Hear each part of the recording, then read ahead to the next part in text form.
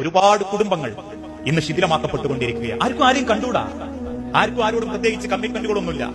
ചിന്തിച്ചു നോക്കൂ, ഒരു ചോരകൾ തമ്മിൽ ആകെ ബന്ധമുള്ളത് വാപ്പയും ജീവിച്ചിരിപ്പുള്ളവരാണ്. വാപ്പുള്ള കാലത്തൊക്കെ ഒന്ന് അനിയനെ പോയി കാണാൻ പോകും. വാപ്പുള്ള കാലത്തൊന്നും ഉമ്മ ഉള്ളതുകൊണ്ട് ഒന്ന് അനിയന്റെ വീട്ടിലേക്കും പെങ്ങന്മാരേക്കും ഒന്ന് കാണാൻ പോകും.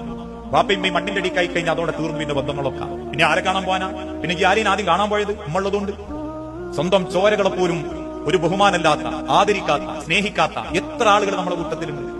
നമ്മൾ ചിന്തിച്ചു നോക്കിയിട്ടുണ്ടോ? അപ്പൊ എനിക്ക് 4 പെൺമക്കളാണെന്ന് കരുതുക. ഇസ്ലാമിന്റെ ഒരു വലിയ തത്വങ്ങൾ മനസ്സിലാക്കേണ്ടി. എനിക്ക് 4 പെൺമക്കളാണ് കരുതുക.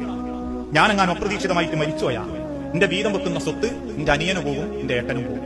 എന്റെ അനന്തര സ്വത്ത് കേട്ടോ, ഞാൻ ഉണ്ടാക്കിയ മുതല് എന്റെ അനിയനും പോകും, എന്റെ ഏട്ടനും പോകും. അതാണ് ഇസ്ലാമിന്റെ നിയമം. അതും എല്ലാവർക്കും കാണാനോ. പെൺമക്കൾ മാത്രമല്ല, കാക്കന്റെ മരണത്തോടു കൂടി പിന്നെ ചിലർ ഇസ്ലാമിന്റെ ഷറാ പറയാ, കാക്ക അങ്ങനെ പോയതുകൊണ്ട് ഇപ്പൊ ഞങ്ങൾക്കൊക്കെ ഉണ്ടാവും, ഞങ്ങൾക്ക് വേണ്ടിയിട്ടല്ല, പിന്നെ കാക്കന്റേതായതുകൊണ്ട് എന്നൊക്കെ പറഞ്ഞു വാങ്ങിയപ്പോ എല്ലാവരും. പക്ഷെ അത് എന്തിനാ നിങ്ങൾക്ക്